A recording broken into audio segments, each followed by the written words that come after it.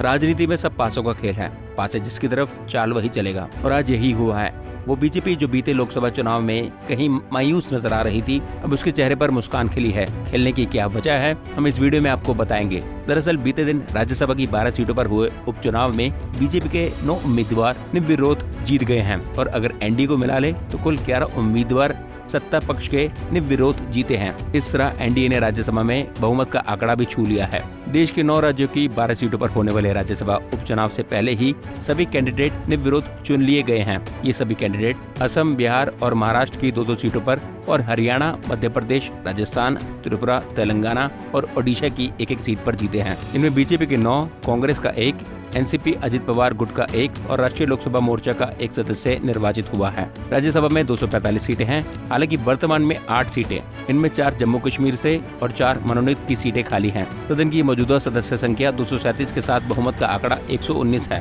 बुधवार को 11 सीटों की जीत के साथ एनडीए 112 सीटों तक पहुँच गया है। एनडीए को 6 नामांकित और 1 निर्दलीय सदस्य का भी समर्थन हासिल है, यानी एनडीए को राज्यसभा में बहुमत मिल गया है। तो चलिए आपको ये बताते हैं कि कहां से कौन सा कैंडिडेट जीता है। पंजाब कांग्रेस का दामन छोड़कर बीजेपी में आए प्रमनीत सिंह बिट्टू की राजस्थान से निर्विरोध जीत हुई है। एक वक्त में खुद को हरियाणा कांग्रेस की दिग्गज नेता कहलाने वाली किरण चौधरी को बीजेपी के परचम तले राज्यसभा के लिए निर्विरोध चुना गया है। मध्य प्रदेश बीजेपी से जॉर्ज कुरियन को निर्विरोध चुना गया है। बिहार बीजेपी से मनन कुमार मिश्रा, असम बीजेपी से रामेश्वर तेली और मिशन रंजन दास, महाराष्ट्र बीजेपी से धैर्यशील पाटिल, ओडिशा बीजेपी से ममता मोहंता और त्रिपुरा बीजेपी से राजीव भट्टाचार्य को निर्विरोध चुना गया है। ये सभी 9 वो कैंडिडेट हैं जो बीजेपी के परचम तले निर्विरोध चुने गए हैं। इसके अलावा बीजेपी के सहयोगी दलों में से यानी कि एनडीए से महाराष्ट्र से अजित पवार गुट की एनसीपी से नितिन पाटिल और बिहार से राष्ट्रीय लोकसभा मोर्चा से उपेंद्र कुशवाहा को निर्विरोध चुना गया है। तो वहीं विपक्ष से तेलंगाना से कांग्रेस के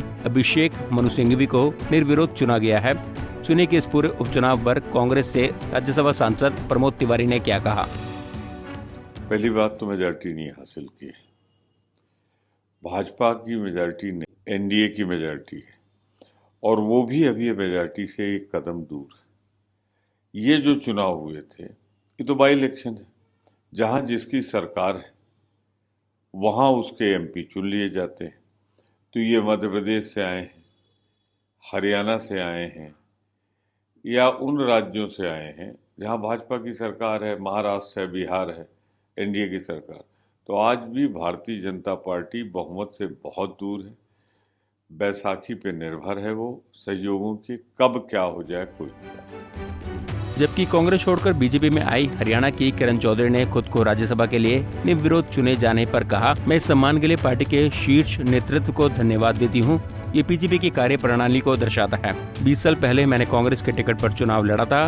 वे सभी मुझे हराने के लिए साजिश कर रहे थे। मुझे बीजेपी से जुड़े होने पर गर्व है। उन्हें डर था कि कांग्रेस के विधायक क्रॉस वोटिंग करेंगे। खैर, अब ये भी जान लेते हैं कि ये उपचुनाव करवाने की जरूरत क्यों पड़ी। दरअसल असम में कामाख्या प्रसाद ताशा और सर्वानंद सोनोवाल, बिहार में मीसा भारती और विवेक ठाकुर, हरियाणा के दीपेंद्र हुड्डा, मध्य प्रदेश के ज्योतिरादित्य माधवराज सिंधिया, महाराष्ट्र के छत्रपति उदयन राजे भोसले और पीयूष वेद प्रकाश गोयल, राजस्थान के केसी वेणुगोपाल और त्रिपुरा से बिप्लब देव के लोकसभा सदस्य चुने जाने और तेलंगाना के केशव राव और ओडिशा की ममता मोहंता के इस्तीफे से 12 सीटें खाली हुई थी, जिन पर फिर से चुनाव करवाया गया। हालांकि अभी भी 8 सीटें ऐसी हैं जिन्हें भरा जाना बाकी है। अब जितने भी सदस्य राज्यसभा के अंदर दाखिल हो चुके हैं, उन सभी का कार्यकाल 2028 तक बना रहेगा।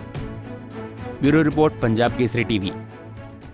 हमसे जुड़े रहने के लिए हमारे YouTube चैनल को सब्सक्राइब करें और नई वीडियो की नोटिफिकेशन के लिए बेल आइकॉन को दबाएं।